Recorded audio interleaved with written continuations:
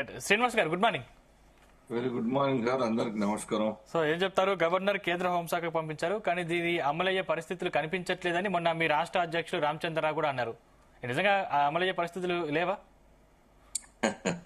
ఈ విషయం కాంగ్రెస్ పార్టీకి తెలియదా? కాంగ్రెస్ పార్టీ ప్రభుత్వంలో ఉన్నటువంటి పార్టీ, ప్రభుత్వం రాష్ట్ర ప్రభుత్వం మొత్తం కూడా వాళ్ళకు కూడా తెలుసు, అందరికి కూడా తెలుసు ఆ ప్రొసీజర్ ఏంది, ఆ ప్రాసెస్ ఏ రకంగా ఫాలో కావాలి, అది ఎట్లా సాధ్యమవుతుంది, అవన్నీ కూడా తెలిసి అసాధ్యమని తెలిసి కూడాను వాళ్ళంతా కూడా ప్రామిస్ చేసినారు ఓట్ల కోసం.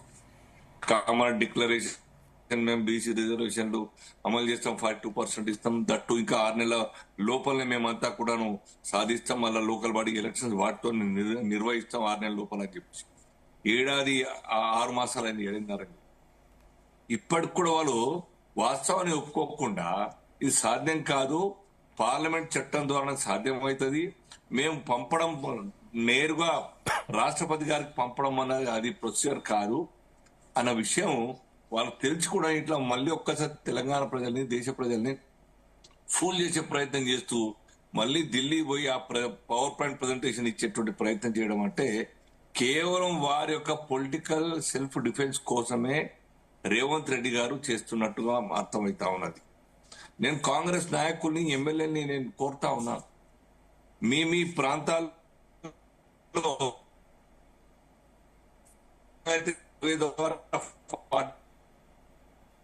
యొక్క కోపాన్ని మీరందరూ కూడా గుర్తుపెట్టుకోండి. ఒకవేళ గనక వాస్తవాన్ని మీరు మాట్లాడకుంటే, మీ మీద విశ్వాసంతో ఓటేసి పంపినందుకు అసెంబ్లీకి, పార్లమెంట్ కు, మీరు నిజాన్ని ఒప్పుకోకుండా వాస్తవం మాట్లాడకుండా మా ప్రాంత ప్రజల్ని మా ఓట్లకు తీసుకొని ఏ రకంగా మీరు నోరు మూసుకొని ఊరుకుంటా ఉన్నారని చెప్పేసి రేవంత్ రెడ్డి గారిని లేదా యావత్ తెలంగాణ ప్రభుత్వాన్ని మొత్తం నిర్ణయించాల్సిన అవసరం ఉండదు. ఎందుకంటే తెలంగాణ సర్వే దేశానికే రోల్ మోడల్, ఇటువంటిది బీజేపీ కూడా చేయాలి, కానీ దీనికి బీజేపీ అంగీకరించదు అనేది నిన్న రాహుల్ గాంధీ చేసినటువంటి వ్యాఖ్యలు. ఏం చెప్తారు?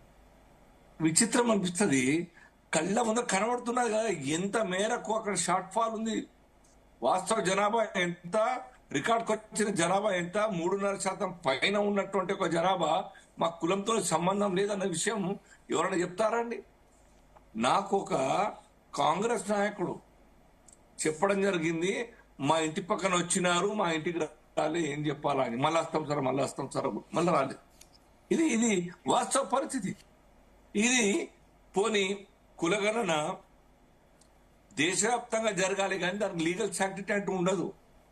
లోకల్ బాడీ ఎలక్షన్స్ కోసం రిజర్వేషన్ కల్పిస్తారని చెప్పడం కారణంగా ఆ డెడికేషన్ కమిషన్ వేయడం, దాని యొక్క కమిటీ, అది కూడా మొత్తం రిపోర్ట్ రాలేదు. వాళ్ళ యొక్క సంతృప్తి కోసమే వీళ్ళంతా తయారు చేసినట్టు వీళ్ళ మాటకు వాళ్ళు సై అన్నారు.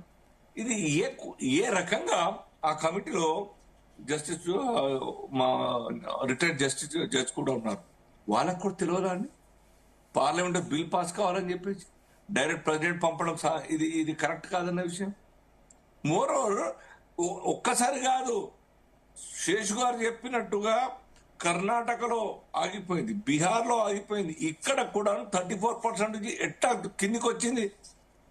లోకల్ బాడీ ఎలక్షన్స్ లో during BRS government high court strictures కారణంగానే కదా. ఇవన్నీ కూడా తెలిసిన తర్వాత సుప్రీంకోర్టు ఇప్పటికి కూడా పెండింగ్ లో ఉన్నది అక్కడ. అంటే ఇవన్నీ జరగకపోతే స్థానిక సంస్థల ఎన్నికల పరిస్థితి ఏంటి శ్రీనివాస్ గారు? స్థానిక సంస్థల ఎన్నికల పరిస్థితి ఏంటి? దానికి దీనికి ఏం సంబంధం అని అర్థం కాదు. మీకేం రైట్ ఉంది? ప్రజల యొక్క హక్కుని కాపాడే రైట్ ఏమున్నది మీకు? 1.5 years నుంచి గ్రామాల్లో గ్రామ పంచాయతీలు ఉంటాయి, సర్కారులు ఉన్నాయి, గ్రామ ప్రభుత్వాలు. అది మీకు సాధించిన అమలు చేయండి, కానీ అప్లై చేయండి. కానీ ఆ యొక్క దాని కారణంగా నేను స్థానిక సంస్థల ఎలక్షన్స్ 42%తోనే నేను నిర్వహిస్తాను అయితే అర్థం లేని మాట మాట్లాడమే ముఖ్యమంత్రి గారు. దానికి దీనికి సంబంధమా? ఇప్పుడు 5 ఏళ్ళ కొనసాగుతుంది కోర్టు. ఎట్లయితే తమిళనాడు సుప్రీంకోర్టులో కేసు నడుస్తుందో 69% ఇప్పటికే డిస్పోజ్ కాదు, అక్కడ పెండింగ్ ఉంది. అదే రకంగా పెండింగ్ లో ఉంటే అదే రకంగా గ్రామ పంచాయతీలకు మరి పాలక మండలి లేకుండా ఇస్తారు మీరు? దానికి ఏమైనా అర్థం ఉందా? చెప్పండి, చాలా హుందాగా చెప్పండి, ఎస్ మేము పోరాటం చేస్తున్నాం, అప్పటిదాకా వెయిట్ చేయండి, కానీ ఇప్పుడైతే ఎలక్షన్ కండక్ట్ చేస్తున్నాం, క్షమించండి, మా మాట ఇచ్చి తప్పుతున్నాం అని చెప్పేసి అడగండి, ప్రజల్ని అడగండి, సారీ చెప్పండి, కానీ ఎన్నికలు మాత్రం నిర్వహించండి. మీరు ఏ కోశాన కూడా ఈ ఎలక్షన్స్ ఈ యొక్క రిజర్వేషన్స్ తోని పెంచే రిజర్వేషన్ తో కండక్ట్ చేయలేదు. రేపు కోశాన కూడా ఛాలెంజ్ చేస్తాను నేను. ఇప్పుడు టైమే లేదు. సెప్టెంబర్ 30th లోపల పాలక మండలి రావాలి. Yeah. ఎట్లా సాధ్యమవుతుంది?